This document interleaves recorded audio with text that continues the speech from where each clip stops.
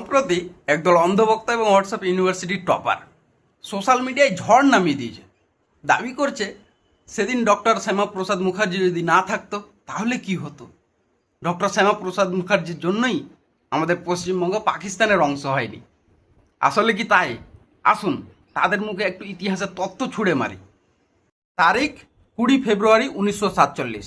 তৎকালীন ব্রিটিশ প্রধানমন্ত্রী Clement Attlee ঘোষণা করলেন 1948 সালে জুন মাসের মধ্যে ব্রিটিশরা ভারত ছেড়ে চলে যাবে এবং ভারত স্বাধীনতা অর্জন করবে। তারপরেই অর্থাৎ 22 মার্চ 1947 তারিখে ভারতে আসেন লর্ড মাউন্টব্যাটেন। তারপরে 3 জুন তারিখে ঘোষণা করেন ভারত বিভাজনের কথা।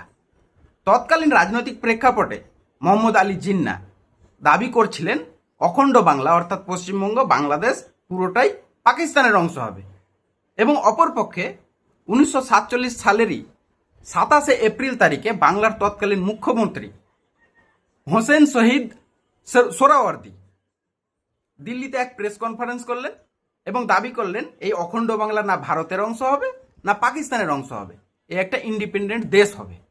এবং এই কঠিন জটিল পরিস্থিতিতে 20 জুন 1947 তারিখে মাউন্টব্যাটেন লেজিসলেটিভ অ্যাসেম্বলিতে এক অধিবেশনের ডাক দিলেন। সেই দিন ভোটাভুটি হলো এই নিয়ে যে অখণ্ড বাংলা ভারতের অংশ হবে না পাকিস্তানের অংশ হবে। এই ভোটাভুটিতে 126 জন বিধায়ক বললেন এই অখণ্ড বাংলা পাকিস্তানের অংশ হবে এবং 90 জন বললেন যে না, এই বাংলা অখণ্ড বাংলা পাকিস্তানের অংশ হবে না। তাহলে স্বাভাবিকভাবেই বাংলার ভাগ্য, অখণ্ড বাংলার ভাগ্য পাকিস্তানের দিকে ঝুঁকে গেল।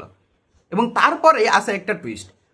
মাউন্টব্যাটেন কি করলেন, মুসলিম প্রধান অঞ্চল এবং হিন্দু প্রধান অঞ্চলের বিধায়কদের আলাদা আলাদা ঘরে বসালেন এবং বসিয়ে আলাদাভাবে ভোটাভুটি করলেন এবং একটা শর্ত দিলেন যে এই দুই কক্ষের মধ্যে যদি কেউ একজন বলে, একদল যদি বলে যে বাংলা ভাগ হবে এবং অখণ্ড বাংলা এতে পাকিস্তানে যাবে না, তাহলেই কিন্তু এই যে যৌথ অধিবেশনে নেওয়া হলো সিদ্ধান্ত অখণ্ড বাংলা পাকিস্তানের দিকে যাবে, সেই সিদ্ধান্ত বাতিল হবে।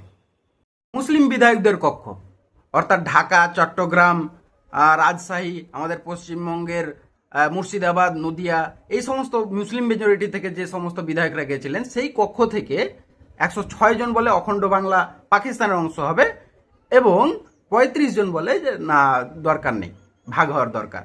এবং অপরপক্ষে হিন্দু প্রধান কক্ষ যেমন বর্তমানের কলকাতা, বর্ধমান বা বাংলাদেশের খুলনা, জলপাইগুড়ি, এই সমস্ত অঞ্চল থেকে যারা হিন্দু মেজরিটি এলাকা থেকে বিধায়ক হয়েছিলেন সেই কক্ষে 58 জন বলে যে অখণ্ড বাংলা পাকিস্তানের অংশ হবে না এবং 21 জন বলে যে না, অখণ্ড বাংলা পাকিস্তানের অংশ হবে।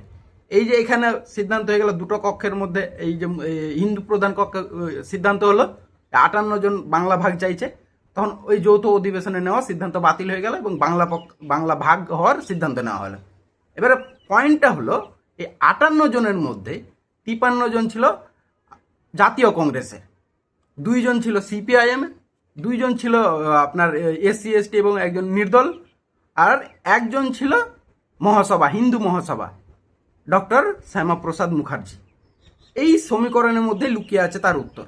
এবারে তিনি না থাকলে সেদিন কি হতো? তিনি যদি না থাকতেন তাহলে সেই ভোটটা একটা কমে যেত, 58টা 57 হয়ে যেত। তিনি একাই যে সেই ভোট প্রক্রিয়াকে পুরো পরিবর্তন করে দিয়েছেন, তার জন্যই যে বাংলা পশ্চিম কি বলে পাকিস্তানের অংশ হয়নি, এই কথাটা বলা কতটা সার্থক আপনারাই বিবেচনা করবেন। নিঃসন্দেহে তৎকালীন রাজনৈতিক প্রেক্ষাপটে ডক্টর শ্যামাপ্রসাদ মুখার্জির ভূমিকা ছিল অন্যতম।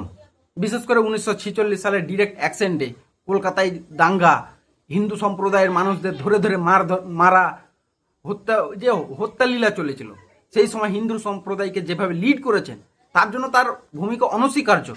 কিন্তু তিনি বা তার হিন্দু মহাসভা একাই এই পশ্চিমবঙ্গকে পাকিস্তানের অংশ হতে বাঁচিয়ে নিয়েছে, এই দাবিটা একটু বেশি বাড়াবাড়ি না?